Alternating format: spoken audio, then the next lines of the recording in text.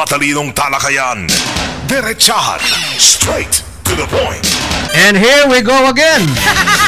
May buntag sa tanan ni Michelle. May buntag kasamang June ug syempre padayon gihapon ng haros mga kasama.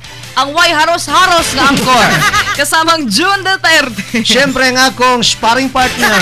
Kasamang Inday Michelle, youngest woman angkor. Ganito sa mga headline day. Bagdali-dali ta. RLN Headline. Unang salga sa mga report.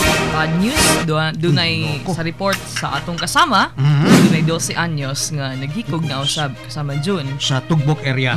Ang disqualification case versus kang Grace Puday, gibasura na. Kay sa Pulse Asia Survey, siya bayain taon nagpabilin gihapon ng haros mga kasama. 39% Oo. approval rating. Na, good news Good kay news. nindot kay diri himong venue nga nagtapok ang mga lider. Pero ang bad news, Kinalugi daw tag 800 million day sa no-fly zone. si Obama. Muhatag daw og duha ka mga war vessels sa Pilipinas. Doon ay refugee or humanitarian crisis karon sa kalibutan. Lahi nga bad news.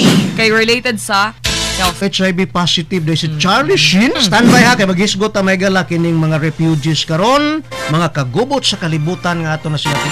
Matalinong talakayan. Diretsahan. Straight to the point.